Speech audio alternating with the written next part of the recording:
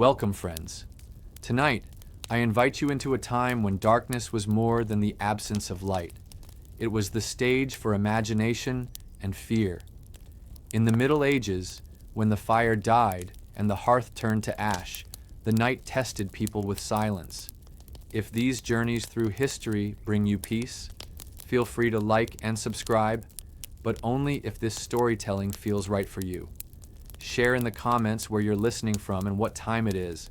It's magical to see people from all over the world gathered under the same night sky. Now, lower the lights, maybe light a candle, and prepare yourself. Together, we'll wander through medieval villages and cold castle halls. In the absence of fire, we will discover how the night truly felt. When the last glow of the sun slipped behind the horizon, a silence spread across medieval villages like a heavy cloak. The world we know today, lit by lamps, lanterns, and the constant hum of electricity, is nothing like the world of the Middle Ages. For them, night was a force. It was not a simple transition from day to evening. It was the arrival of mystery, danger, and the unknown. As the day's final embers faded, the villagers rushed to secure their homes. Doors made of rough wood were bolted shut. The last sparks in the hearth were stirred in the hope that the fire would last until morning. If the flame died out completely, it could mean hours of cold, shivering, and perhaps even danger. Darkness, in those times, was not gentle. It was thick, absolute, and alive in the imagination of the people. To us, the night sky is filled with the soft glow of city lights, the comfort of street lamps, the presence of electricity at a switch of the hand. But in the Middle Ages, once the fire was gone, there was nothing. Only the pale light of the moon, when it chose to appear, and the countless stars above. Stars that seemed both beautiful and terrifying. The people of that age carried fears that grew as the shadows deepened. Evil spirits, wandering souls, witches that roamed the fields, all were believed to come alive when the world went dark. The night was their stage, and humans, with their fragile lives, were only guests. And yet, within this fear lay an intimacy with darkness that we have forgotten. Families huddled together on straw mattresses, listening to the sounds of the night, the wind whistling through the thatched roofs, the distant cry of wolves in the forest, the creaking of old wood, as if the house itself was breathing. It was a world where sleep and survival were intertwined, where the fire's glow meant safety, and its absence meant the embrace of shadows. Tonight, we step into that forgotten world. We will wander together through the villages where the fire has gone out, and the night presses heavily on the hearts of those who lived centuries ago. As you listen, let the quiet rhythm of history guide you gently toward rest, as we discover the meaning of a night without fire. In the Middle Ages, nightfall was not only a shift in time, it was a transformation of the world itself. When the sun set, life shrank. What had been open fields and busy streets became threatening voids. A path that looked harmless in daylight turned into a corridor of shadows, filled with dangers, both real and imagined. For medieval people, darkness was rarely empty. It was inhabited by creatures, spirits, and forces that were believed to awaken when the world grew quiet.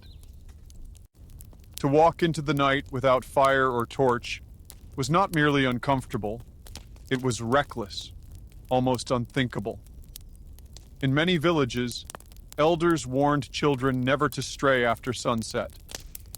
The stories told by the fireside were filled with cautionary tales of men who left their homes after dark and never returned, of strange shapes moving across the fields, of whispers that followed travelers on lonely roads. Fear was not just superstition, it was a way of survival. Religious belief amplified these terrors. The church taught that demons roamed most freely under the cover of darkness, seeking souls to tempt or torment. Witches were said to dance in moonlit clearings, conspiring with the devil himself. Even natural events, like a sudden wind or the cry of an owl, could be interpreted as signs of evil lurking in the night. Imagine the silence. No hum of machines, no glow of streetlights, no reassuring sounds of distant cars. Only the rustling of trees, the howl of wolves, and the heavy stillness of darkness. In that silence, imagination thrived. A creaking floorboard could be mistaken for a ghost. A shifting shadow could grow into a monster. For peasants, the night was an enemy. They huddled close together, relying on the dim glow of embers to guard them. For nobles, the vast, echoing halls of castles could be just as terrifying. The absence of light left even kings vulnerable to their own fears. The fear of darkness in the Middle Ages was not only practical, but spiritual. Darkness was linked to sin, temptation, and the devil's domain. The church reminded people in sermons that the absence of light was more than physical. It symbolized the absence of God. To walk in darkness was to walk in danger, not just of the body, but of the soul. Monks and priests warned against nighttime wandering. They taught that prayers should be whispered before bed, for sleep left one vulnerable to demons. In the silence of night, evil could enter dreams, twisting them into visions of terror. The line between nightmare and possession was thin. If a child cried out in fear, it was not uncommon for parents to sprinkle holy water or recite psalms to drive away invisible forces. Stories of witches and nocturnal gatherings spread across Europe. In villages, people believed that witches could transform into animals, cats, owls, or wolves, slipping through the darkness unseen. Some thought that if a rooster crowed before dawn, it was a sign that a witch had been near. The night was filled with such signs, and each sound carried meaning. Even the natural darkness of winter weighed heavily on the medieval mind. With shorter days and longer nights, peasants endured months of extended fear. Fires had to be guarded carefully, for a single flame could be the difference between warmth and freezing. A household that lost its fire after midnight might have to beg a neighbor for embers or endure hours of shivering cold. Imagine a family in a small wooden cottage. Outside, the forest groans with the weight of the wind. Inside, the fire dies low, the embers pulsing faintly. Children clutch their parents, whispering about shadows they think they see. The father stirs the ashes desperately, hoping to catch one last spark. For them, the fear of the dark was not only about spirits, but about survival itself. The medieval night was not silent, though it often seemed so at first. To ears untrained by constant noise, the quiet was alive with sound. Each creak, each rustle, each distant cry carried weight. In a world without explanation, sounds became signs, and signs became omens. Wolves prowled the edges of villages, their howls echoing across the fields. For peasants, the sound was more than nature's call. It was a reminder of hunger, of sharp teeth waiting in the dark. A barking dog in the middle of the night could stir a household, for it meant something was near. Owls, with their haunting cries, were often seen as harbingers of death. In many parts of Europe, people believed that the call of an owl outside one's home meant illness or tragedy would soon arrive. To hear it in the darkness, when the world was already cloaked in fear, was enough to quicken the heart and hush the children. The forests groaned with their own language. Branches snapped under unseen weight. Leaves whispered in the wind, telling stories that the imagination eagerly finished. Was it only the wind, or something more? In the dark, there was no clear answer. Even the structures of their homes spoke. Wooden beams shifted and moaned as the cold pressed against them. Roofs of thatch sighed under the weight of snow or rain. For families lying awake on straw beds, these sounds were not background noise. They were companions to fear, proof that the night was alive and watching. Without the steady glow of fire, shadows moved unchecked. The flicker of a dying ember could twist shapes across the walls, making monsters from nothing. A simple movement, a mouse scurrying across the floor, could become, in a child's imagination, a demon creeping closer. To survive the medieval night was not only to guard against hunger and cold, but to endure the symphony of sounds that turned silence into terror. In that world, the absence of fire was more than darkness. It was the release of every sound, every shadow, every fear the human heart could hold. The fear of darkness in the Middle Ages was not only practical, but spiritual. Darkness was linked to sin, temptation, and the devil's domain. The church reminded people in sermons that the absence of light was more than physical. It symbolized the absence of God.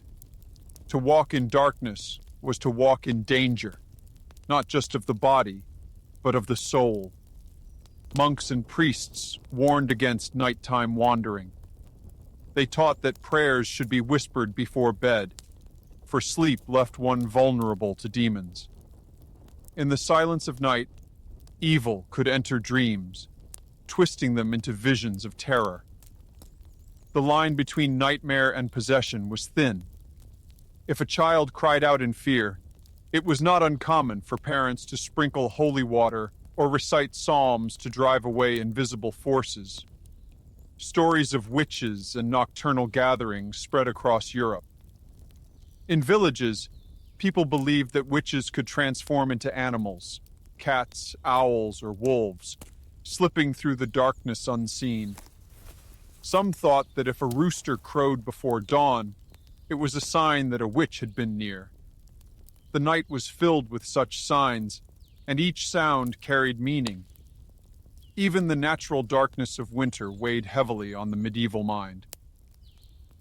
With shorter days and longer nights, peasants endured months of extended fear. Fires had to be guarded carefully, for a single flame could be the difference between warmth and freezing.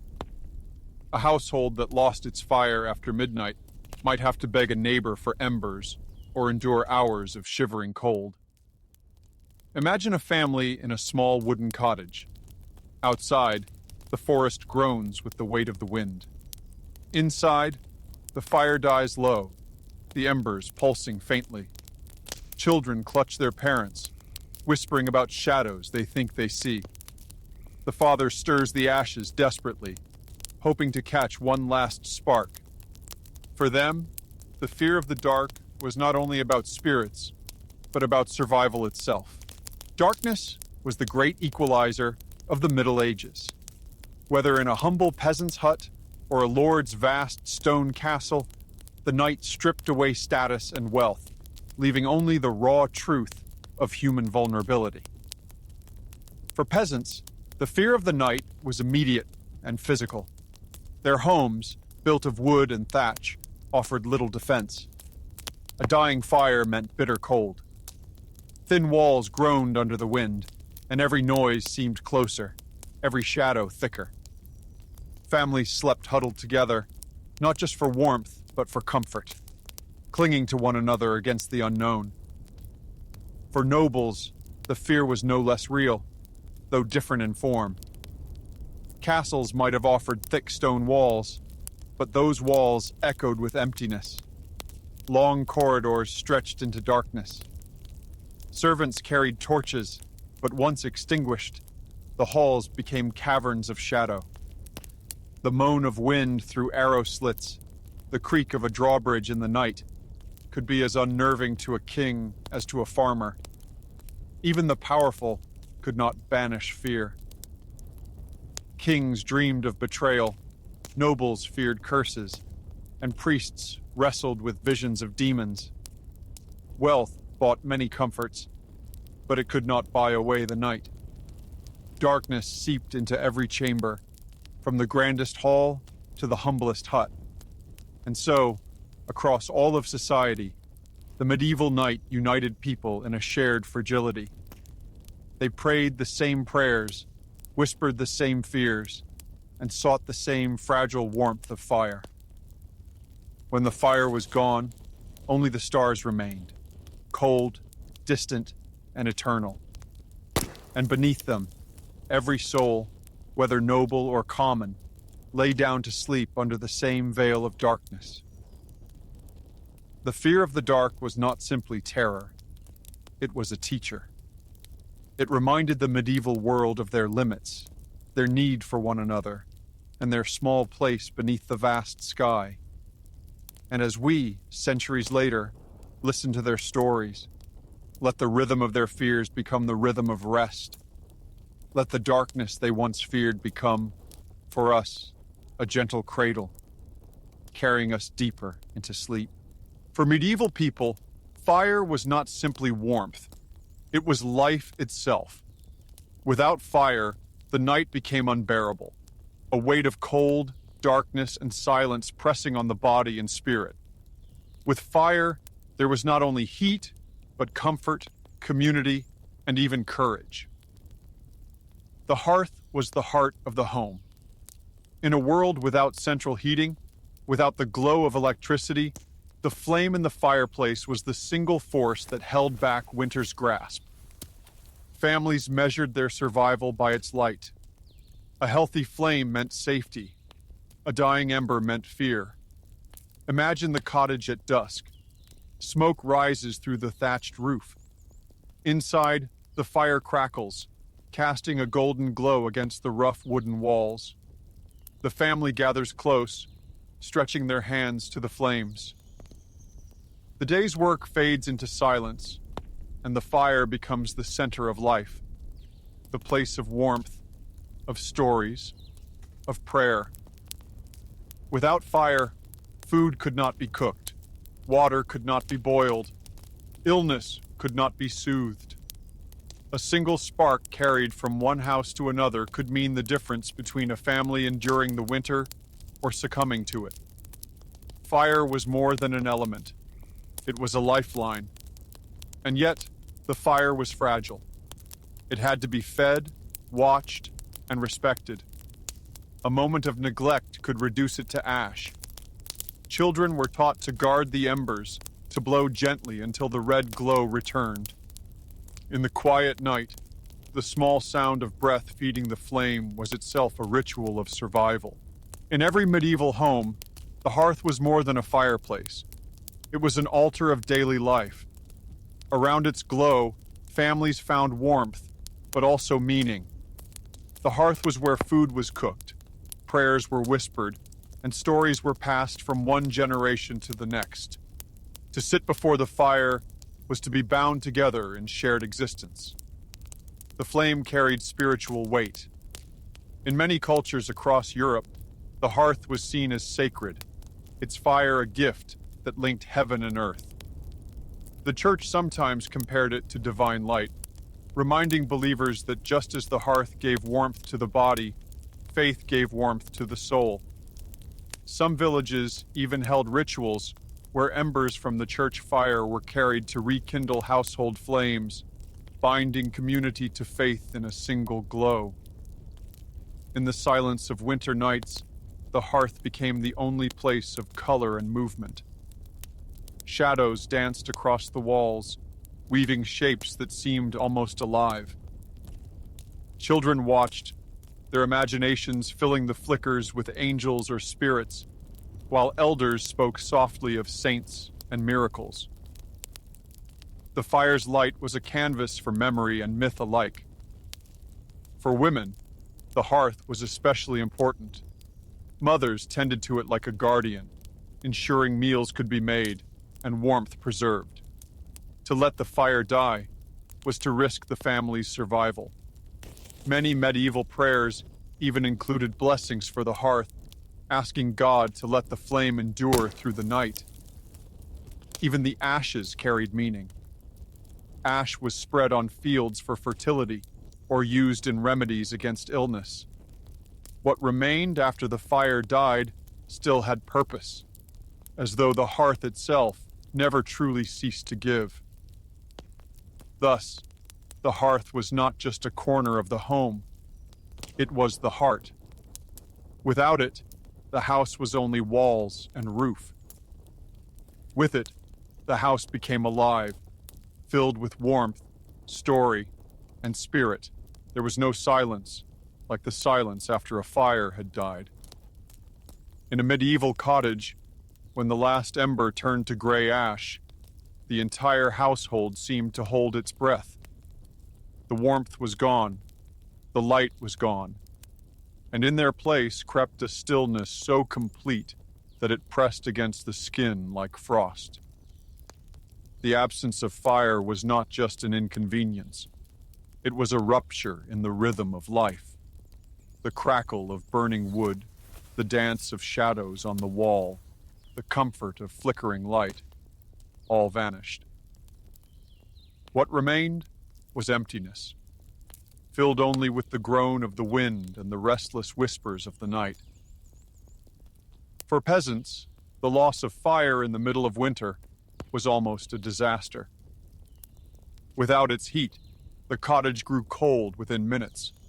Breath misted in the air. Children shivered under rough wool blankets, clutching one another for warmth. Parents stirred ashes desperately, blowing softly, searching for a hidden spark that might still revive the flame. When no spark remained, someone had to brave the night. A neighbor's cottage might still hold fire, and with it the possibility of relighting one's own hearth. But stepping outside was perilous. The fields were dark, the paths invisible, the forest filled with the cries of wolves. The act of carrying a torch through that void was both necessary and terrifying. Silence also weighed on the spirit. Without the glow of fire, fear multiplied. The imagination, once held at bay by light, became unchained. Shapes emerged from corners. Whispers seemed to breathe through the walls. A child might wake, certain of a presence in the darkness. Even adults confessed to feeling watched when the hearth was dead, and so the silence without fire was not empty at all. It was crowded, with fears, with memories, with the echo of ancient tales. It reminded every family that fire was not a luxury, but a fragile defense, one that had to be guarded like life itself. The hearth was not only survival, it was the rhythm of daily life. Every meal, every story, every shared silence circled around the fire. Without it, life would have been fragmented. With it, time was measured. Conversations found their shape, and communities grew. Cooking was the most obvious ritual. Pots hung above flames, bread baked in the glow, meat roasted slowly on spits. The smell of food blended with smoke, creating a fragrance that defined home itself. Children knew that when the fire smoked, supper was coming. For the poor, a single pot of porridge boiling over the embers was enough to gather the family close, the steam rising like a fragile promise against hunger. But beyond food, fire gave life a rhythm of gathering. After the work of the fields or the market, people sat before the hearth to speak. Fathers recounted tales of their youth, mothers whispered old remedies, and children listened with wide eyes.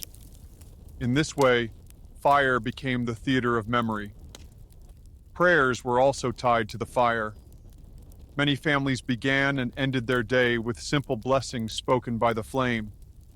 The sight of glowing coals was itself a reminder of divine presence. In monasteries, monks prayed beside candles and torches, chanting into the night, their voices rising like sparks into the darkness. Songs often accompanied these moments.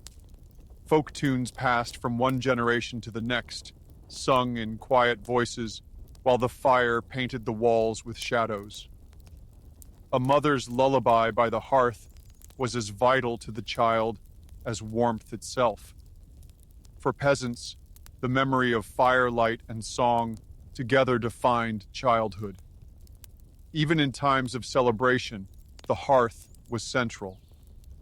Festivals often began with the lighting of a great communal fire around which dances and feasts took place. To leap over a fire, to share its warmth, was to share life itself. These rituals connected people not just to each other, but to the seasons, the cycles of nature, and the faith that bound their world. Thus, the fire was not only a physical need, it was a space where daily existence was sanctified, where hunger was eased, hearts were comforted, and voices found their echo in the light. Fire was never just fire. To the medieval mind, it was at once a gift, a danger, and a mystery.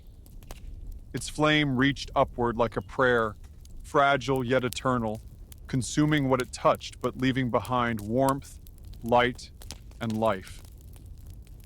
In the traditions of many lands, fire was tied to the divine. Pagan rituals had long honored sacred flames, and even after Christianity spread across Europe, echoes of that reverence lingered. The hearth fire was often compared to the flame of faith, its endurance a symbol of God's presence in the home. Legends told of heroes who carried fire through storms to save their villages, or of saints whose torches never died.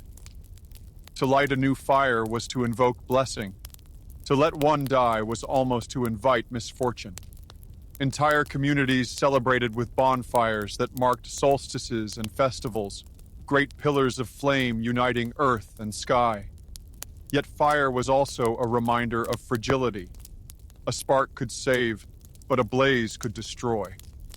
Villages knew the terror of accidental fires sweeping through thatched roofs, devouring homes within minutes. The same force that gave life could also take it away. Thus, fire carried both reverence and fear, a duality that shaped the medieval imagination. For poets and mystics, the fire became a mirror of the soul. It flickered with hope, flared with anger, dimmed with despair, and endured with faith. In the long nights of prayer, monks described the inner light of devotion as a flame that no darkness could extinguish. And so, fire stood as both symbol and reality, life's warmth, faith's glow, and nature's warning.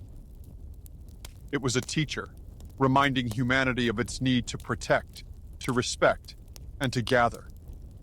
When medieval families looked into the flame, they did not only see light, they saw a presence greater than themselves, a force that bound them to one another and to the divine.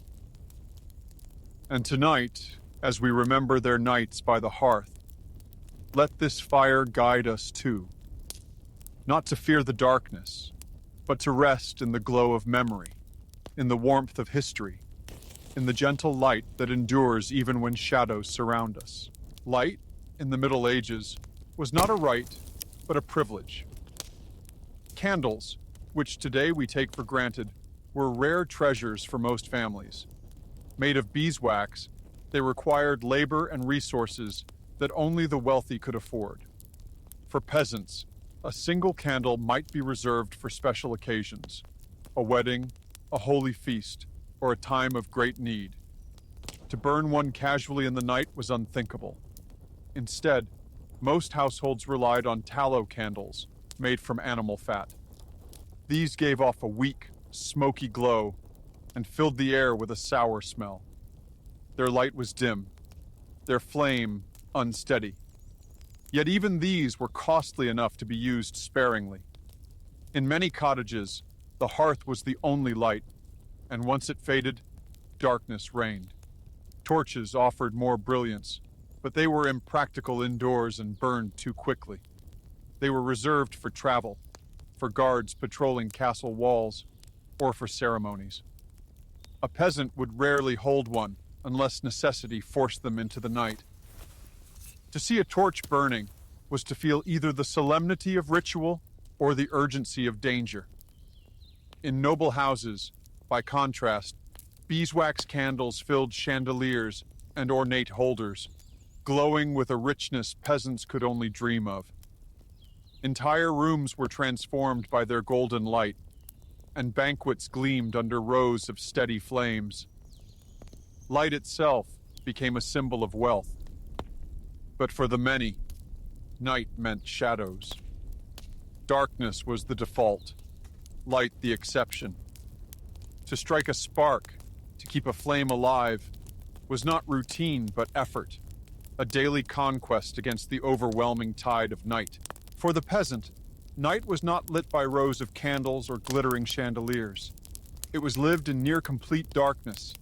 The hearth, once the center of warmth and light, often faded early, and what remained was little more than glowing embers. Families learned to stretch those embers as long as possible, guarding them like treasure. When no embers remained, peasants turned to simpler means. Splinters of pine, dipped in resin, burned as crude torches called firebrands. These gave only a faint and smoky light, and their flames died quickly. Children held them carefully, watching the resin drip and hiss. A single firebrand might light a task, mending a tool, fetching water, but never offered comfort. Some households lit rushlights, reeds soaked in animal fat. They burned unevenly, producing more smoke than glow, but they were cheap enough for the poor. Their weak flame illuminated only a hand's breadth of space, leaving the rest of the room in shadow. To live by rushlight was to accept that the dark was always near, pressing close, waiting at the edge of vision. And so peasants adapted. They went to bed earlier, with the setting sun. Work was done by daylight, and the night was for rest, not for labor. In the long winters, this meant hours of lying awake, listening to the house creak, the wind howl, and the cold seep into their bones. To live in darkness was not unusual. It was the norm. A child might grow up knowing only the faint glow of embers or the smell of burning fat. For them, the night was not something to defeat, but something to endure. In such silence, imagination often became the brightest light. Shadows on the wall turned into figures. Cracks in the roof whispered secrets. Even with no flame, the mind created fire of its own, flickering, fearful, but alive. While peasants lived in shadow, nobles learned to bend night to their will. Their halls and chambers were not left to darkness. Instead, they glittered with the glow of beeswax candles and polished bronze lamps. In castles and manor houses, light itself became a performance, a visible display of wealth and power. Beeswax candles were smooth, fragrant, and steady burning. Unlike the smoky tallow candles of the poor, they released a golden flame that filled the air with a faint sweetness. To sit in a room lit by dozens of beeswax candles was to sit in a different world, one where night lost its grip. For nobles, this light was not just convenience. It was a declaration of privilege. Banquets glowed under chandeliers of iron and silver. The long wooden tables gleamed with roasted meats and jeweled goblets, the entire scene bathed in candlelight. The fire reflected in polished armor, in tapestries, in gilded cups. Each flicker of flame seemed to proclaim, "Here lives wealth, here lives security." Even in private chambers, the noble's experience of night was transformed. Silver candlesticks lined bedside tables. Lamps of oil flickered beside icons and books. For those who could afford it, the night was not endured, but softened, tamed into elegance. And yet, even in these halls of light, shadows lingered. The corridors of castles were long and cold, and servants carried torches to guide their lords. A nobleman might walk past walls of stone lit by fire, only to feel the same ancient chill that peasants felt in their cottages. Light could gild the surface, but it could not banish fear entirely. Still, the contrast was stark. For peasants, night was endured. For nobles, night was staged. Their candles were more than illumination. They were symbols of a world divided, where even the simplest act of pushing back the dark became a measure of wealth. The difference between a peasant's cottage and a noble's hall was not only in size or wealth, it was in the very presence of light. For the poor, light was fleeting. A spark, a smoldering ember, a rushlight burning low. For the rich, light was abundant, a display of endless flames that painted their nights in gold. This contrast was not merely practical. It became a symbol of the divide between classes. Light meant knowledge, safety, luxury. Darkness meant danger, ignorance, poverty.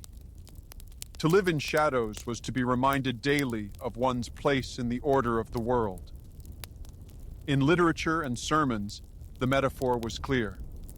The noble and the holy were associated with light, while the sinful and the lowly were tied to darkness.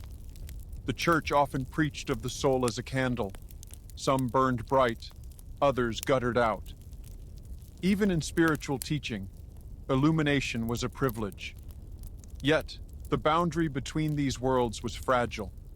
A storm could sweep through and snuff out candles in a castle as easily as in a hut.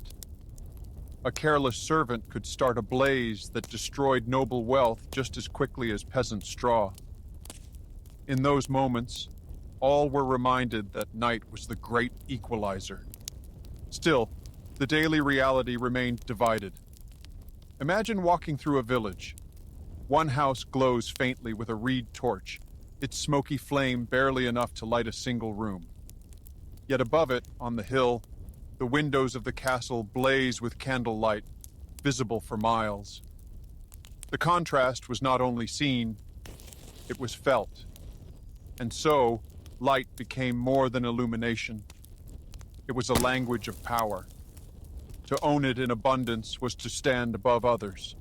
To live without it was to endure the shadows. Between these two worlds, the same night fell, but it was not experienced the same. At the end of every day, whether in a humble cottage or a grand castle, the night demanded surrender. However much light had been won, from candles, from embers, from torches, eventually, darkness returned, and with it came sleep. For peasants, the rhythm of sleep followed the sun. When the sky grew dark, work ceased, and families retired early. In the dim glow of the hearth, children curled together on straw mats, parents close by, wrapped in rough wool blankets. Their sleep was punctuated by the sounds of the house, beams groaning, wind sighing, dogs barking in the distance. In such darkness, dreams felt vivid, almost real, for the mind filled the absence of light with its own visions. For nobles, the night ended differently, though it too returned to shadow. A lord might retire to a chamber lit with silver candlesticks, tapestries shimmering in the last flicker of flame. Servants carried lamps to his bedside, then withdrew, leaving him alone with the silence. Despite the wealth of candles, he too eventually lay in darkness. The flame would be snuffed, and the same silence that covered the cottage covered the castle. In this way, sleep was the great equalizer. Rich or poor, all closed their eyes beneath the same night sky, all dreamt in the same darkness. Candles could delay it, embers could fight it, but no one could conquer the night entirely. The medieval world knew this well. Darkness was not only fear, but also rest. It reminded them of their fragility, but also of renewal. As the fire died, so did the day. As sleep came, so too did the promise of morning. And so, Each night ended not in despair, but in surrender, to the rhythm of darkness, to the embrace of dreams, to the hope that the fire and the light would return with the dawn. When the sun dipped below the horizon and the last ember of daylight faded, the village settled into its nightly rhythm. In these small, clustered communities, darkness did not scatter people. It gathered them. With no work left to do in the fields and no light to stretch the day further, life folded inward, around the hearth, into shared spaces, into shared breath. Stories were the first companions of the night. An elder, often a grandparent, would sit closest to the fire and weave tales. Some were simple fables of animals and tricks. Others were tales of saints and miracles. Still others carried warnings of spirits that wandered the night. For children, these stories were a lantern for the imagination, both frightening and comforting, binding them to the voices of the generations before them. Songs followed. Quiet lullabies hummed by mothers, folk tunes that the whole family knew, simple refrains repeated in the dark. The songs filled the silence, not to banish it, but to soften it, to give it rhythm. In a world without instruments for most peasants, the human voice was the only music, the only bridge between waking and sleep. Sleep itself was communal. Beds were not individual, but shared. Families often slept together in one room, straw mats laid across the floor, blankets of wool pulled close. Children pressed between parents or older siblings, feeling the warmth of bodies as protection against the night.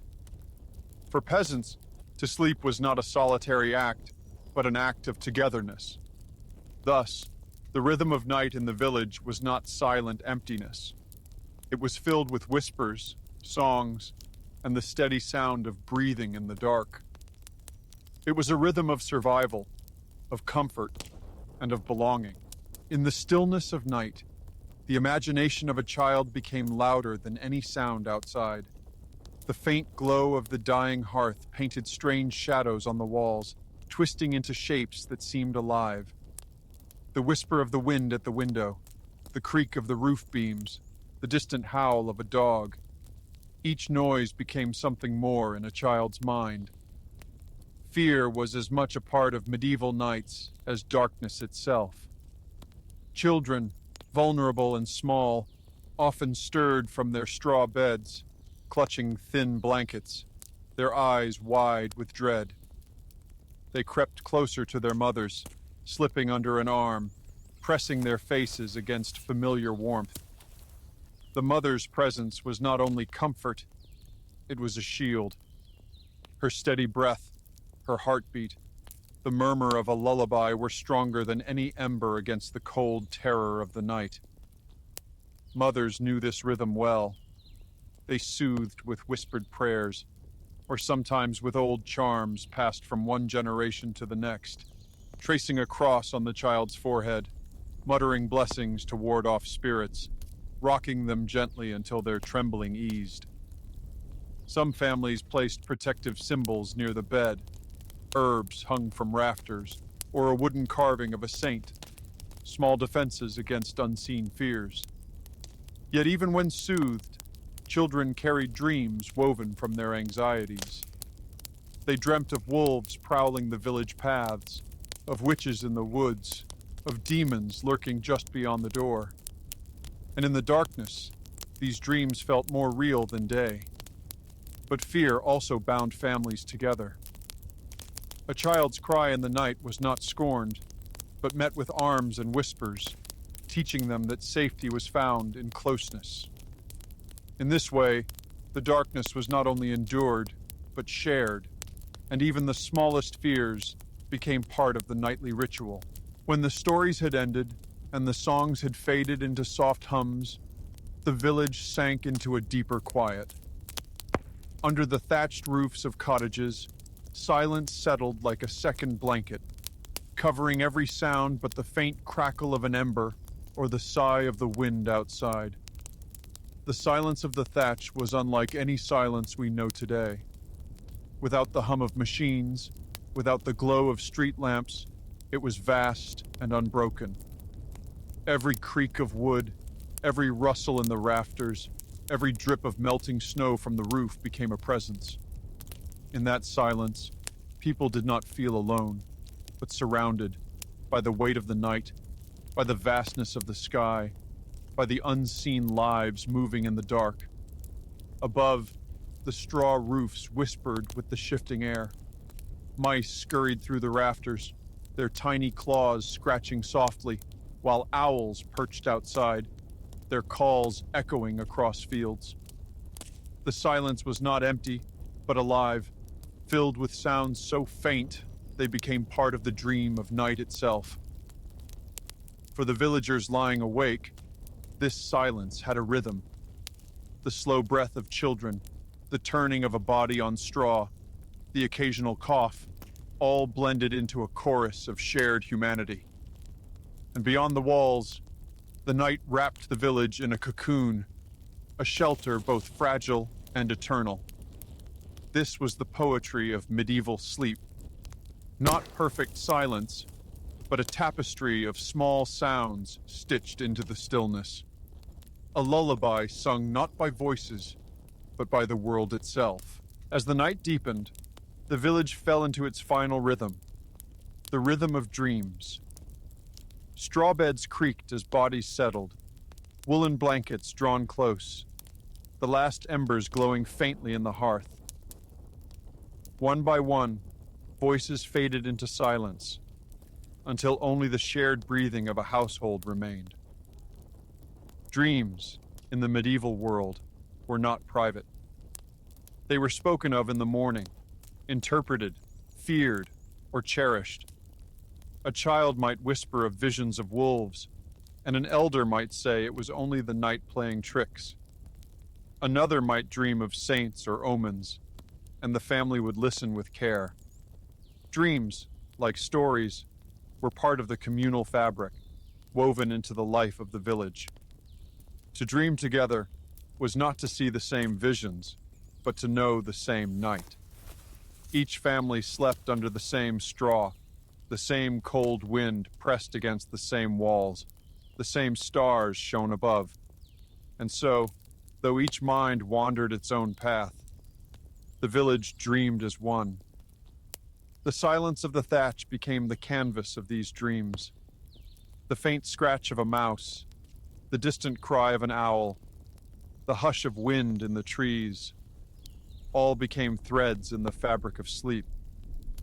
The night itself seemed to sing, a low hymn of rest, carrying each soul deeper into slumber. For peasants, there was no dividing line between waking life and the dream world. Both were fragile. Both were shadowed by fear. Both were strengthened by togetherness. And so, in the heart of the night, the village surrendered itself not to emptiness, but to a shared voyage through dreams. In this way, the medieval village found peace, not in the absence of fear, but in the presence of one another, in the warmth of shared bodies, in the comfort of whispered prayers, and in the knowledge that dawn, like fire, would always return. In the great castles of the Middle Ages, light was as much a statement as it was a necessity. Within the private chambers of nobles, beeswax candles filled gilded candlesticks, their steady flames glowing against walls lined with tapestries. These were not the smoky rushlights of the peasantry, but pure golden light, burning with a sweetness that marked privilege. A noble's bedroom was often vast, with high ceilings and heavy curtains drawn against the night. A great bed stood in the center, draped with furs and silks, while tall candlesticks flanked it like guardians. The flames reflected in polished silver basins, in books bound with leather, in jeweled goblets resting on carved tables. The room was not merely a place of rest, but a display, proof that even the night could be gilded for those with wealth. Candles burned not only for function, but for symbolism. Their glow spoke of security, of abundance, of the ability to banish shadows with ease. To walk into such a chamber was to step into a world where night lost its power. A guest would see not fear, but authority, not vulnerability, but strength. Yet this light was not infinite. Wax was costly, and though nobles could afford it, even their candles guttered and died. The flames danced and flickered, shadows stretched and shifted across the walls. And when the last candle was extinguished, the noble, like the peasant, lay in darkness. Still, for a time, the noble's chamber was a sanctuary of light in a world of shadows. It was a reminder that in castles, as in villages, light was never only brightness. It was meaning, wealth, and a fragile triumph over the night. If the noble's chamber glowed with wealth, the corridors beyond told a different story. Castles were vast structures of stone, built for defense more than comfort. Their long passages, high staircases, and echoing halls were not filled with golden light, but with shadow. Once one left the circle of candles in a bedchamber or a great hall, the night reclaimed the castle. The corridors were cold, their walls thick with moisture that seeped through stone. Torches were rare, and unless an event or ceremony was taking place, most of the passageways remained unlit. To walk them at night was to step into an abyss of echoes. The air carried the chill of earth, and footsteps rang against the floor like whispers of unseen figures. Servants knew these corridors well, for they were the ones who moved through them after dark. Carrying small lanterns or rushlights, they crossed from kitchens to storerooms, from stables to chambers. The glow barely reached an arm's length, leaving the rest of the hall swallowed by blackness. A servant alone in the dark often felt watched, as if the stones themselves carried eyes. For nobles, the darkness of these corridors was both unsettling and deliberate. Darkness was a form of security. Any intruder had to stumble blind. Any spy risked revealing himself with a flame. The gloom was as much a defense as the walls themselves. Yet it also reminded even the lords of their vulnerability. Wealth could gild a chamber, but it could not banish the endless shadows that lurked just outside. Those who lived in castles spoke of the way the dark seemed to thicken in the corridors. Doors opened into blackened stairwells. Windows revealed only void. A gust of wind might extinguish a lantern, leaving one with nothing but the sound of heartbeats and the imagined shuffle of steps nearby. In these spaces, silence was heavier than stone. The corridors were the arteries of the castle, but at night they felt more like veins of shadow, carrying the weight of mystery and fear through the fortress.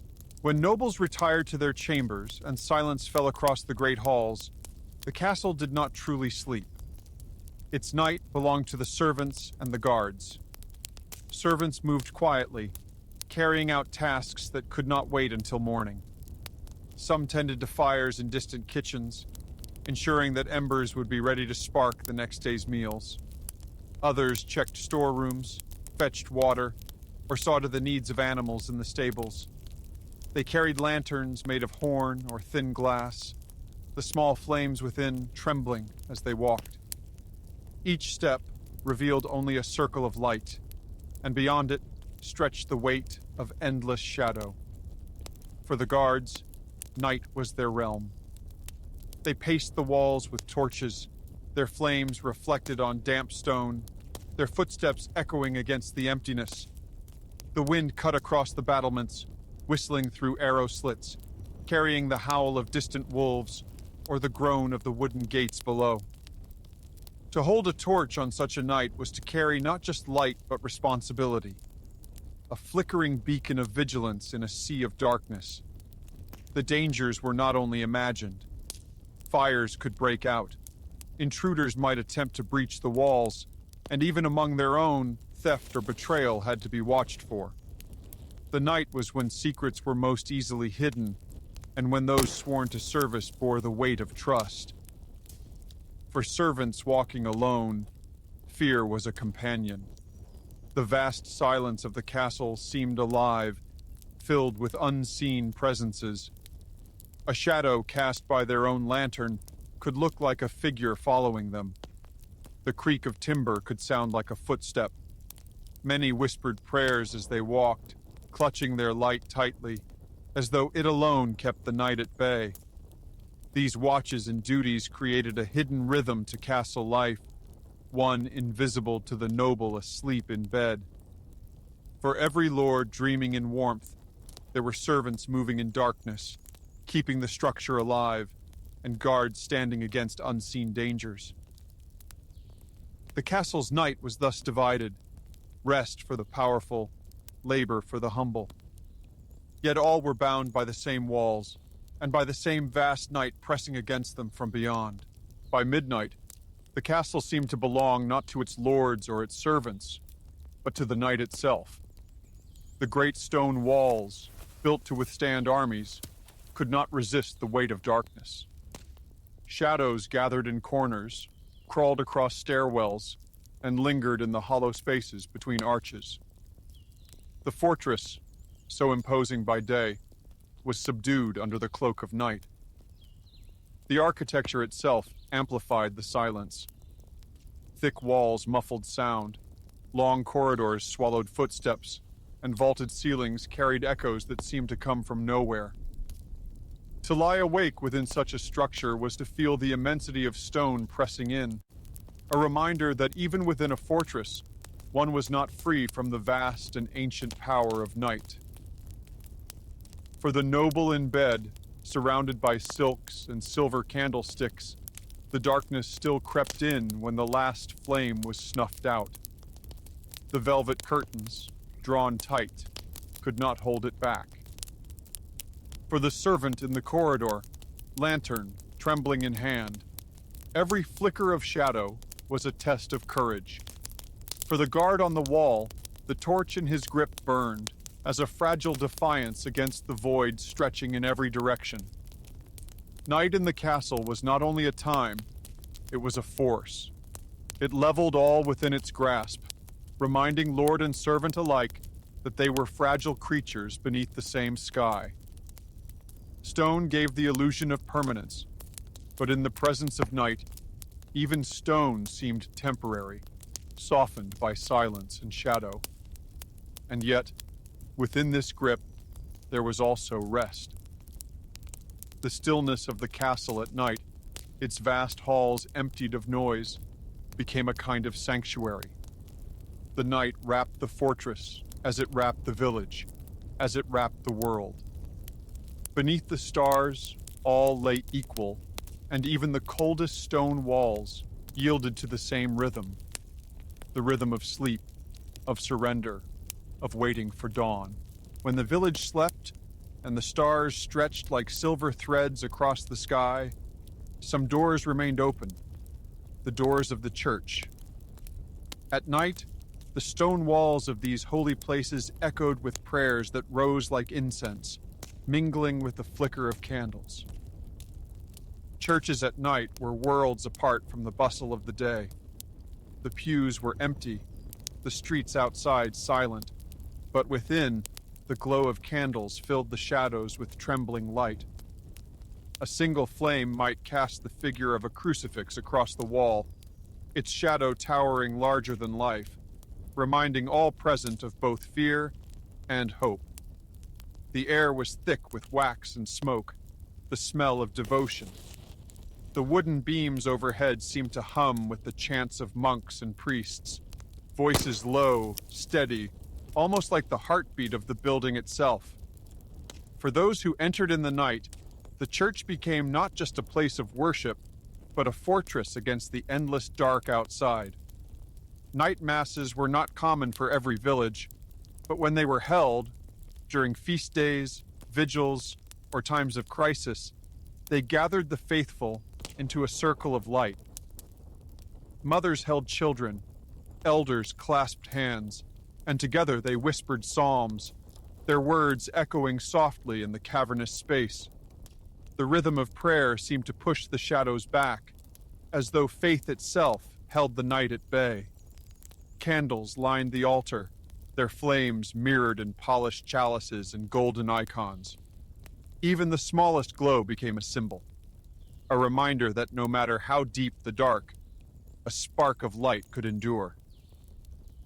The villagers who returned home from such nights carried the warmth of those flames in their memory, a comfort against the silence of their cottages. For them, night in the church was more than worship. It was reassurance. It told them that even when the world was swallowed by shadow, faith could kindle a fire within, a flame no darkness could fully consume. While peasants slept in their cottages and nobles rested behind stone walls, monks kept their watch. For them, night was not an interruption of life, but a sacred portion of it. The darkness was not a time to fear, but a time to pray, to hold vigil, to speak with the divine in the silence of creation.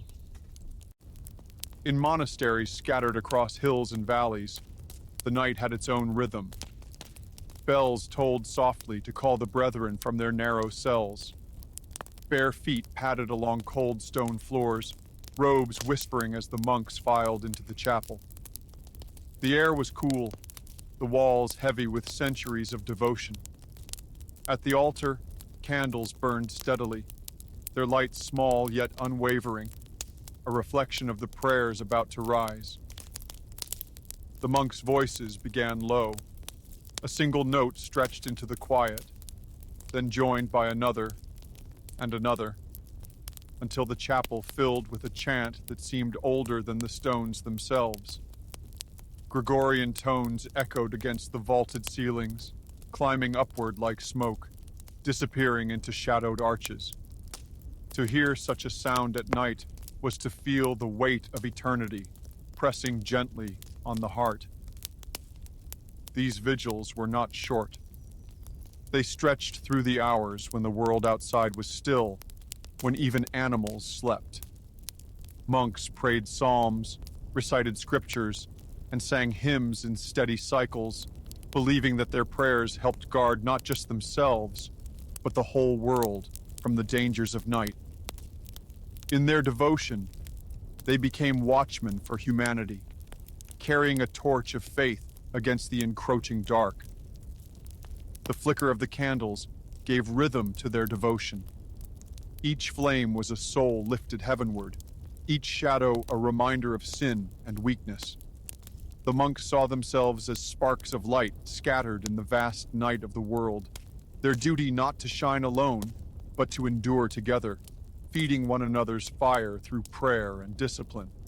And when exhaustion came, as it always did, the chanting slowed but never ceased. One brother would nod, another would rise, voices overlapping, carrying the hymn onward.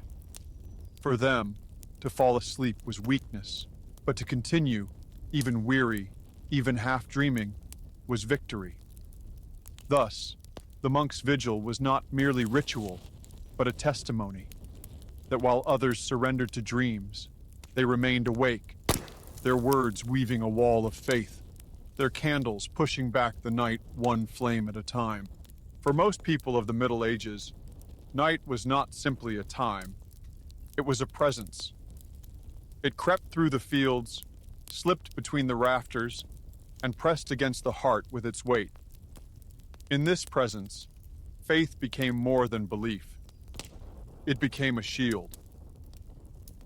When the hearth went dark and the world outside dissolved into silence, prayers became weapons against fear. A whispered psalm, a gesture of the cross, a rosary clutched tight. These small acts steadied trembling hands and quieted restless minds. The villagers believed that words spoken in faith carried power, power strong enough to guard a household from spirits, from demons, from the unknown that lurked in the night. Icons were placed near bedsides, a small wooden carving of the Virgin, a painted cross, a relic of a saint. These were not decorations, but guardians. To see their shapes in faint candlelight was to remember that no matter how wide the darkness spread, heaven still watched. Mothers taught their children to repeat blessings before sleep, so that angels might stand watch at their doors. Even the landscape bore signs of this shield. Crosses stood at crossroads, meant to guard travelers from the spirits said to linger there. Chapels rose on the edges of villages, their candles glowing like beacons in the blackness. To pass one at night was to feel relief, as though the stone itself whispered protection. Faith was not only a comfort, but a discipline. Fear could unravel the mind, turn silence into threats, shadows into specters. But faith reminded the believer to hold steady, to stand firm. Just as fire held the night at bay in cottages, belief held back the greater darkness of the spirit. The peasants might have little wealth, but they possessed prayers. The nobles might command soldiers, but even they turned to chapels when shadows grew long. In this way, faith leveled the divide, reminding all that under the same sky, light was fragile, but belief could endure. So when the night pressed hardest, when owls cried and wolves howled, when embers turned cold, faith whispered, "You are not alone." And in that whisper, fear lost its hold. As the hours of night stretched on, the darkness itself began to change. What had first seemed threatening, the silence of the fields, the whispering rafters, the endless void beyond the windows, slowly became something else. A vast cathedral of its own, where the stars shone like candles in a heavenly vault. For the faithful, darkness was not merely the absence of light, but the presence of mystery. It was the canvas upon which God's greatness was painted. When monks prayed in their cloisters, they did not fight the night. They embraced it. Its silence was not emptiness, but space, a stillness deep enough to hear the faintest stirrings of the soul. In the villages, too, when prayers had been whispered and families surrendered to sleep, the night wrapped itself around them like a sacred cloak. The hush beneath the thatched roofs became a sanctuary, no less holy than the chapels where candles burned. Faith transformed fear into reverence, turning the same shadows that once frightened children into reminders of divine presence. Darkness, in this way, became part of the rhythm of devotion. It taught humility, reminding mortals of their smallness under the vast heavens. It taught trust, for no one could see what lay beyond the path, yet they walked forward, guided by faith. And it taught endurance, for the longest night always yielded to dawn, just as despair always yielded to hope. Thus, the medieval night was not conquered, but sanctified. Its silence carried prayers, its shadows held symbols, its vastness offered peace. Beneath its cover, the faithful believed they were closer to God than in the noise of day. And when at last the first light of morning touched the horizon, it was received not only as the return of the sun, but as the renewal of grace. The night had done its work. It had tested, it had comforted, and it had blessed. So faith and night walked together, one holding the other. In the silence of darkness, the medieval soul found not only fear, but also the sacred, and in that sacredness, rest. To travel at night in the Middle Ages was to gamble with fate. Roads that seemed familiar by day turned treacherous when the sun sank, and shadows devoured the land. What had been a path bordered by fields or forest became a ribbon of uncertainty, where every sound carried menace and every bend concealed the unknown. For peasants, there was little reason to wander after sunset. Most villages shut themselves in, doors barred, animals tied, and fires banked low. But merchants, messengers, and those caught between destinations sometimes found themselves forced into the dark. They carried torches or lanterns, though their glow reached only a few feet, the rest of the world swallowed by a blackness that felt alive. The dangers were many. Paths were unmarked, and in the dark, travelers easily lost their way, straying into forests or bogs. Rivers swollen with rain became death traps, their currents invisible until too late. Even the most experienced riders feared bridges at night, their timbers groaning under hooves as unseen waters rushed below. Beyond the natural hazards were human threats. A traveler alone could never be certain who lurked in the dark. A fellow pilgrim seeking shelter, or an outlaw waiting to strike. Every rustle in the bushes, every snap of a twig, sent the heart racing. The night concealed friend and foe alike, and there was the silence, heavier than stone, sharper than any weapon. To ride or walk alone at night was to hear one's own breath and the pounding of one's heart, magnified by emptiness. Even the bravest admitted that the dark stripped away courage, leaving the traveler vulnerable not only to real dangers, but to imagined ones. Thus, to journey after nightfall was an act of necessity, never of choice. Those who returned safely told of relief greater than treasure. The sight of a cottage lantern in the distance, the bark of a dog, or the toll of a church bell, signs that the world of men and safety still existed beyond the dark. If the darkness of night unsettled the innocent, it empowered those who thrived in its cover. Thieves, cut purses, and wandering outlaws made the shadows their ally, striking when fear was thickest and vision was weakest. Medieval roads were dangerous even in daylight, but after nightfall, they became hunting grounds. Outlaws waited along the edges of forests or behind crumbling walls, watching for the faint glow of a lantern. A lone rider was an opportunity. A slow-moving cart was a prize. The silence of the countryside allowed ambushes to fall swift and merciless, leaving victims robbed, beaten, or worse. Many of these outlaws were not strangers to hardship.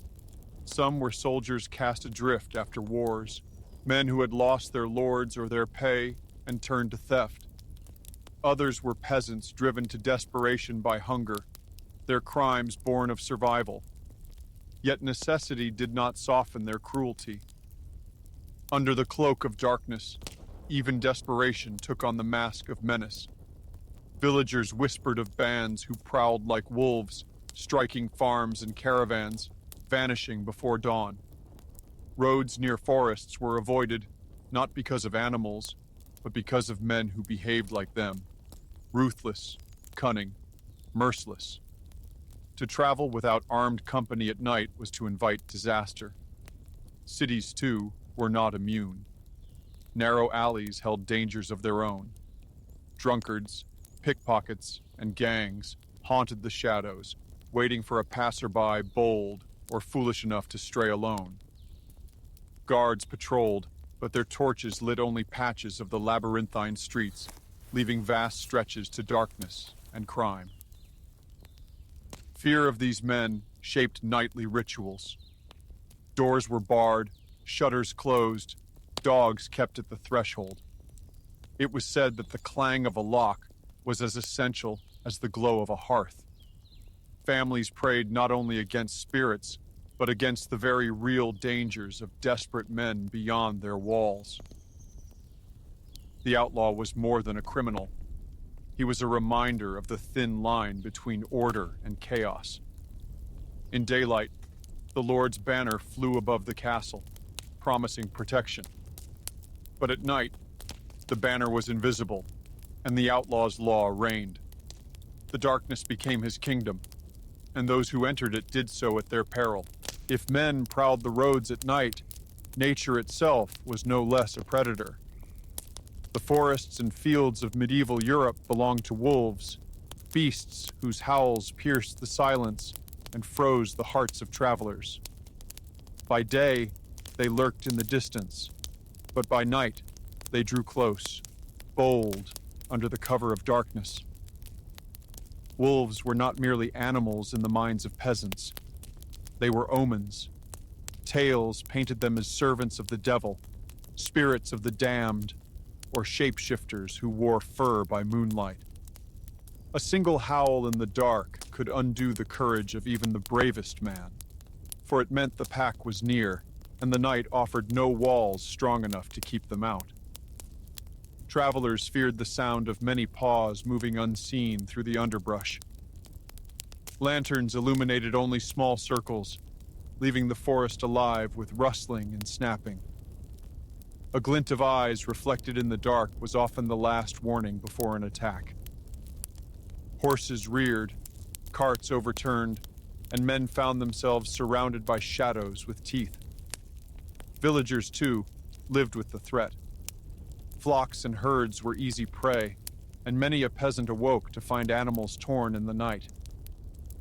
To guard against wolves, families built pens close to their homes, fires smoldering nearby to ward them off. Yet even then, hunger could drive wolves to the very edge of cottages, their shapes moving in the gloom, their growls vibrating through the walls.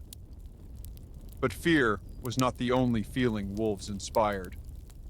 In their strength, cunning, and endurance, peasants also saw a reflection of the night itself. Untamed, merciless, yet magnificent in its wildness. Some even believed wolves were guardians of the forest, punishing those who disrespected the land. Thus, they were both feared and revered, predators and symbols. The wild was not limited to wolves. Owls cried in ways that stirred superstition. Foxes raided chicken coops, and boars charged blindly through moonlit fields. Nature itself, under the cloak of darkness, seemed to rise against man, reminding him of his fragility. To face the wild at night was to face the raw, untamed power of creation. A torch might fend off the dark for a time, but no flame could hold back the vastness of the night, nor the creatures that prowled within it. If thieves and wolves haunted the night in flesh, superstition haunted it in spirit. For medieval villagers, the darkness was never empty. It was filled with beings unseen, witches who gathered under the moon, spirits of the restless dead, demons waiting by crossroads, and fair folk who lured travelers from the path. Around the hearth, elders whispered these tales, warning children not to wander after sunset. They spoke of phantom lights that danced in marshes, leading the foolish into drowning waters, of women in white who appeared on lonely roads, vanishing when approached, of shadows that clung too close, as if something followed unseen. Crossroads in particular carried dread. It was said that the devil lingered where paths met, offering bargains to the desperate or punishing the unwary. Many villages placed wooden crosses there, hoping to keep the evil at bay. Travelers would quicken their steps when passing such places, muttering prayers as the darkness thickened. Witches, too, were thought to thrive in the night. Some villagers claimed to hear laughter carried by the wind, or to find strange markings in the fields come morning.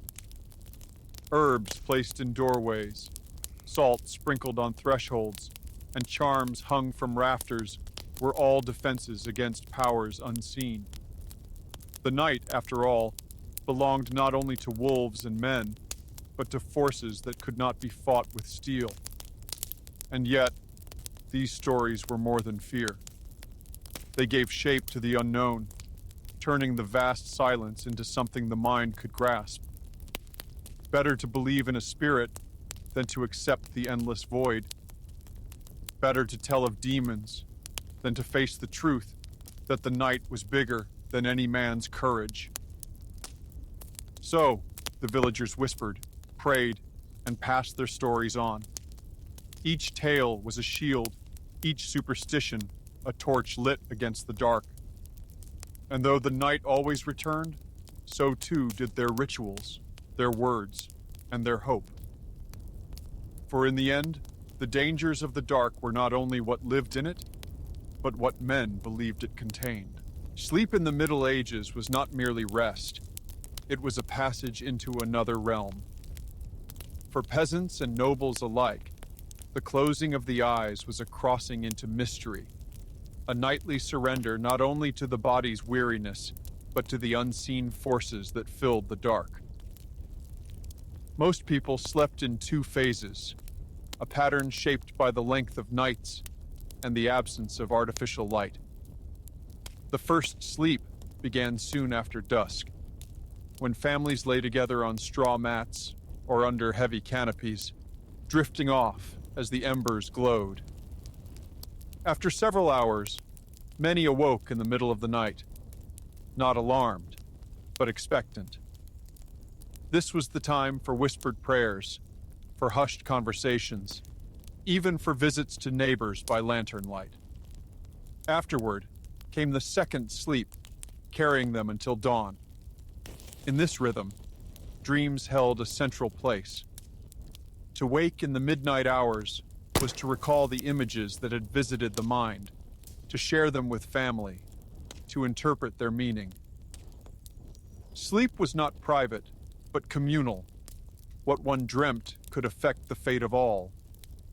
An ominous dream might be taken as a warning for the household, while a hopeful vision was embraced as a blessing.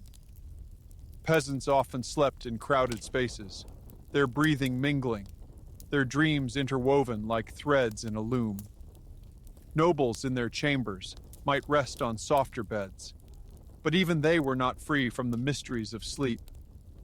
No wall of stone, no curtain of silk, could shield the soul from the worlds it wandered in dreams. For medieval people, sleep was a threshold. It was not passive, but active. A time when the soul was thought to leave the body, to travel through unseen realms, to encounter forces both divine and demonic. To close one's eyes was not only to rest, but to risk visions, to risk encounters, to risk truths the waking world could not bear to show. Thus, each night was more than slumber. It was a journey, and every dream a message, waiting to be understood. If gentle dreams were welcomed as whispers from heaven, nightmares were feared as assaults from the shadows. To the medieval mind, a nightmare was not simply the product of a restless body or troubled thoughts. It was an invasion, a visitation by forces beyond human control. The most dreaded of these was the belief in the night hag, a demonic presence said to sit upon the sleeper's chest, pressing the breath from their lungs. Those who awoke gasping in the night, unable to move, swore they had felt her weight. This suffocating terror, what we might now call sleep paralysis, was in their eyes nothing less than a devil's touch. Some spoke of incubus and succubus, spirits that crept into beds to torment or seduce, leaving their victims weak, trembling, and ashamed. These stories spread from monastery to marketplace, warnings that the darkness could breach even the most sacred spaces of rest. To dream was to open the soul, and in opening it, one risked invasion. The church reinforced such fears, preaching that nightmares could be the work of demons testing the faithful. A restless sleep was not only a discomfort, but a sign, a warning that sin had left one vulnerable, that the devil had found a crack through which to slip. People were urged to pray before bed, to sign themselves with the cross, to keep holy relics near their pillows. In cottages, mothers whispered blessings over children before sleep, tracing protective symbols on their foreheads. Herbs like St. John's wort or rosemary were hung near beds to ward off evil. A crucifix above the hearth or a saint's icon by the bedside was thought to keep the night hag at bay.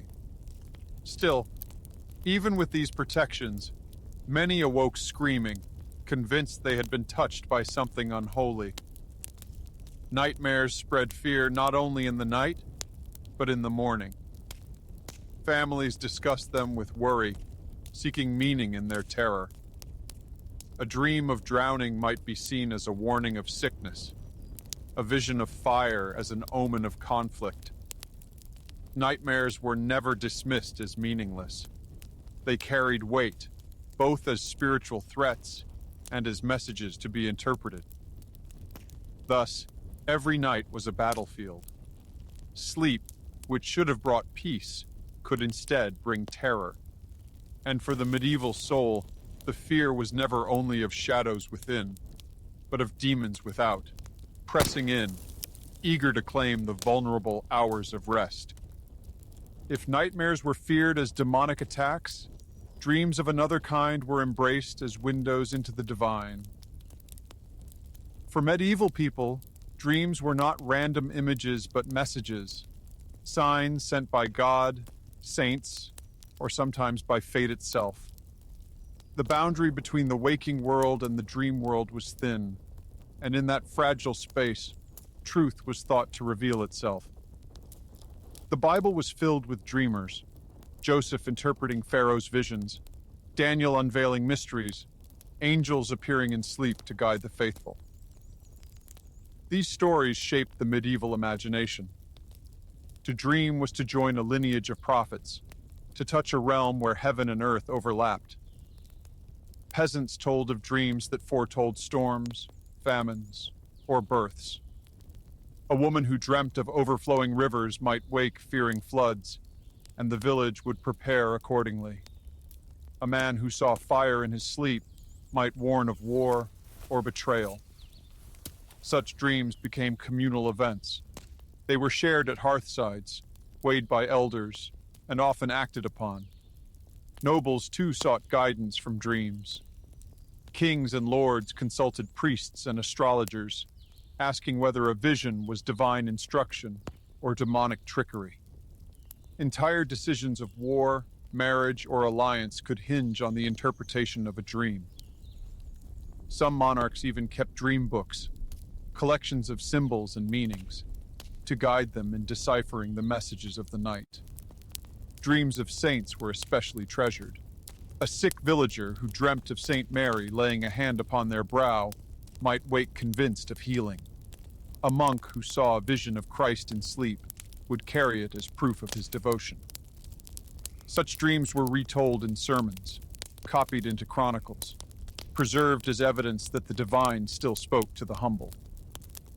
But prophecy in dreams was never without risk. Not every vision was clear, and not every dream was trusted. Some feared that the devil could disguise himself as an angel, leading the dreamer astray. Thus, interpretation required caution, prayer, and often the judgment of the church. Yet for all the doubt, dreams remained a source of hope. They lifted peasants from their hardships, promising blessings yet to come.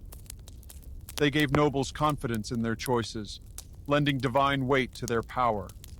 And for monks and priests, they reaffirmed the belief that heaven was near, its voice whispering even in sleep. To dream in the Middle Ages was to glimpse tomorrow. And though fear might walk with the dreamer, so too did expectation, that in the images of the night, one might find the hand of God guiding the uncertain path of life. In the medieval night, dreams stood at the crossroads of terror and salvation. They could wound as surely as they could heal, and no one who closed their eyes was certain which world they would enter. Nightmares pressed like demons on the chest, while visions of saints opened doors to heaven. The bed was both battlefield and altar, a place where souls wrestled with darkness and reached for light. Families awoke each morning not only to chores and labor, but to stories of what had been seen in sleep. A child might speak of a shadow chasing them, and the mother would cross herself, whispering prayers against evil. A father might describe a dream of harvest and abundance, and the household would smile with cautious hope. Each dream, whether dark or bright, was part of the weave of daily life, an unseen thread binding night to day. This balance between fear and hope gave dreams their power. They were not dismissed as illusions, but embraced as realities of another kind, realities that touched the heart more deeply than waking sights. A single dream could comfort an entire family, or plunge them into dread. In this way, sleep was not a retreat from life, but an extension of it, another realm where fate's hand could be glimpsed. And always, at the edges of this realm, faith waited. Candles by the bedside, charms hung above the rafters, prayers whispered before lying down. All reminded the dreamer that they were not alone in their journey. The night might be filled with demons, but it was also filled with angels. Fear might stalk the darkness, but hope burned within the smallest flame. Thus, medieval dreams were never neutral. They were battles and blessings, punishments and promises. And in their mystery, they reflected the very heart of the age, an age where the world was fragile, faith was fierce, and every night carried the possibility of revelation. When dawn finally came and the first light touched the earth, it did more than chase away shadows. It sealed the dreams of the night, leaving behind questions, warnings, and comforts that would linger long into the day. Nightmares faded, but their chill remained. Visions dimmed, but their promise endured. The darkness gave way to light, but its lessons clung to the waking world. And so, for the medieval soul, to dream was to walk a narrow path between fear and hope, a path no less real than the roads traveled by day, and perhaps more perilous. For in dreams, one encountered not only the self, but the vast, unseen forces that shaped destiny itself. For medieval families, survival through the night was not guaranteed. Darkness was more than a backdrop. It was an adversary. To endure its dangers required vigilance, ritual, and preparation. The setting sun was not merely the end of labor, but the beginning of defense. As twilight deepened, households transformed into fortresses. Doors of thick wood were barred with iron latches. Shutters were closed and fastened against wandering eyes, and every opening was sealed as best as possible. What seemed ordinary by day became urgent by dusk. A lock, a bolt, a bar across a threshold. Each was a declaration that the family within would resist whatever prowled outside. Fires were carefully tended, banked low to last until morning. Embers smoldered under layers of ash, waiting to be stirred back into flame at dawn. Without fire, the night pressed too close, and so the hearth became both shield and sentinel. Its glow was faint, but in the eyes of the medieval soul, even the smallest ember was a weapon against darkness. Charms and symbols joined the practical defenses. Crosses were carved into door frames, herbs were hung from rafters, and whispered prayers sealed the home as surely as wood and iron. Mothers taught children to recite blessings before bed, not only for their souls, but for the protection of their bodies. In every act, the message was clear. Night was to be feared, but it could be endured with vigilance and faith. Villagers often coordinated their defenses. Neighbors shared warnings of wolves spotted near fields, or of suspicious travelers on the road. Some communities kept a watchman, pacing the edges of the settlement with a lantern, his presence a fragile reassurance that not all had surrendered to sleep. Yet even with every precaution, fear lingered. A howl beyond the fields, a knock of wind against a shutter, the groan of timber in the dark, each tested the strength of resolve. Families lay together in silence, praying that their walls, their prayers, and their preparations would hold until dawn. Thus, surviving the night was not passive. It was a battle fought each evening, with locks, fire, charms, and courage, until the first light of morning broke the siege of darkness. If locks and shutters guarded the edges of the home, togetherness guarded the heart of it. For medieval families, sleeping was rarely a solitary act. The night was too heavy, its threats too numerous, for individuals to face it alone. Safety was found not only in wood and stone, but in the warmth of bodies pressed close, in the shared rhythm of breath and dreams. Peasant cottages often had a single room where life unfolded. By day, it was a place of work, meals, and talk. By night, it became a communal chamber of rest. Parents, children, and sometimes grandparents lay side by side on straw mats or rough wooden frames, covered with blankets of wool or fur. The closeness was not merely convenience, but necessity. The warmth of many bodies kept the cold at bay, and the nearness of family softened the terrors of the dark. Children instinctively sought comfort in this closeness. When nightmares stirred or strange noises crept from the rafters, they burrowed into their mother's side or clutched at their father's sleeve. Parents responded not with scolding, but with murmured reassurances, prayers whispered into the silence, steady arms that anchored small hearts against the storm of night. Even nobles, in their grander chambers, were not strangers to this need. Though their beds were larger and adorned with silks, they too shared them. Husbands with wives, attendants sometimes nearby, guards posted at doors. Power did not erase the human instinct to draw near when shadows pressed. This culture of shared sleep was more than practical. It was symbolic, a nightly ritual that affirmed belonging. To lie together was to acknowledge mutual dependence, to declare that survival was a collective act. In the stillness, when fear might have splintered courage, unity restored it. The sounds of night in such spaces became part of the lullaby. The sigh of breath, the rustle of blankets, the cough of an elder, the whimper of a child. Each sound was proof of life, reassurance that no one faced the night alone. In this way, medieval sleep was not only rest, but a ceremony of survival. The darkness outside pressed hard, but within, hearts beat together, drawing strength from one another until dawn returned. The family hearth did not belong to humans alone.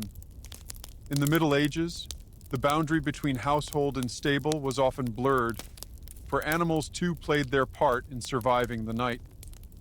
Cows, goats, sheep, and chickens were not always left in distant barns. Many were brought into the lower level of cottages or kept in adjoining stalls, their warmth and nearness considered essential. The reasons were practical as much as protective. Wolves prowled the fields, foxes slipped into pens, and thieves were quick to seize a sheep or fowl left unattended. To draw animals close was to guard them, as one would guard children. A cow in the corner stall, or hens beneath a loft ladder, meant safety through proximity. Their nearness also meant survival for the family, for livestock were wealth itself: food, milk, labor, and life. But the animals offered more than protection. Their bodies radiated heat, warming the chill of stone walls and drafty thatch. Families curled on straw while the soft lowing of cows or the gentle cluck of hens mingled with the crackle of embers. The sounds and smells of the animals were part of the nightly rhythm, reminders that the household was larger than its human members. Children often drifted to sleep to the shuffle of hooves or the rustle of feathers. Parents spoke of it as a comfort. The stable joined to the home symbolized abundance, security, and divine providence.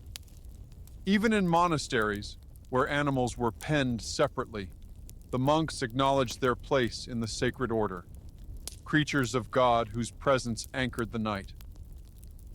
To modern eyes, this closeness might seem crude, but for medieval families it was intimacy with life itself. Animals were companions in labor and guardians in rest. Their presence meant the night was less empty, less hostile. They reminded the household that together, human and beast, they could endure the long hours until dawn. Thus, the medieval cottage was not silent or solitary. It was a chorus of breath and sound. Men, women, children, and animals bound together, forming a small fortress of warmth and life against the vast cold of the dark. The medieval night was long, and endurance was its greatest demand. No matter how well a family barred their doors, stoked their fires, or huddled close with kin and animals, there remained the inescapable truth. The dark was patient. It stretched hour after hour, testing the spirit as much as the body. In those hours, silence became heavy. The smallest noises, a shutter rattling, the bark of a dog, the groan of beams in the roof, echoed like warnings. Sleep came in fragments, light and uneasy, interrupted by the need to stir embers or soothe a frightened child. Even in slumber, the mind remained alert, listening for threats. To survive the night was not only to rest, but to keep vigil, half awake in a world that never fully surrendered to peace. Yet hope, too, lived in those hours. The promise of dawn was a constant companion, a quiet assurance that the siege of darkness would end. Families measured the night by the phases of the fire, the shifting stars glimpsed through shutters, the cock's distant crow announcing the approach of light. Each sign was a reminder. The night could be endured because it was temporary. For the weary, survival was not marked by grand victories, but by small continuities. The warmth of a body beside them, the steady breath of animals in the stall, the flicker of an ember refusing to die. These were the quiet triumphs, the humble certainties that carried them through. When dawn at last touched the horizon, it was more than the return of light. It was a deliverance. The fears of the night, thieves, wolves, spirits, seemed to vanish with the shadows, retreating as if defeated by the sun. Children stirred, animals lowed, doors unbarred, and life returned to its daily rhythm. The night had been survived, not by strength alone, but by patience, by unity, and by faith. Thus, medieval survival was never about conquering darkness, but about outlasting it. Families learned that the night was both adversary and teacher, revealing their fragility, yet also their resilience. To endure until dawn was to prove, once more, that life persisted, fragile but unbroken, beneath the eternal sky. Night was never only darkness. For the people of the Middle Ages, it was both adversary and companion, a veil that could hide thieves and wolves, yet also a blanket beneath which families drew close. It was a time of whispers, of prayers, of songs that softened silence, of fires that glowed faintly against the cold. The medieval soul knew night as both a teacher and a trial. It tested courage in lonely corridors and shadowed forests, where every sound seemed alive. It carried the weight of superstition, tales of demons pressing upon the chest, spirits waiting at crossroads, witches who gathered under the moon. Yet in that same darkness, faith grew fierce. A single candle lit in a chapel, a whispered prayer before bed, the steady rhythm of monks chanting by night. These were lights no shadow could erase. Families huddled together, children pressed to mothers, animals resting nearby, all bound by the same need to endure. Their survival was not born of strength alone, but of closeness, of patience, of trust that dawn would come again. For in every night lay the promise of morning, as certain as the sun's return. Dreams drifted between fear and hope. Some were nightmares, suffocating terrors believed to be the hand of demons. Others were visions, prophecies, glimpses of a future blessed or cursed. To dream was to walk a fragile path between despair and revelation, where even sleep became a battleground.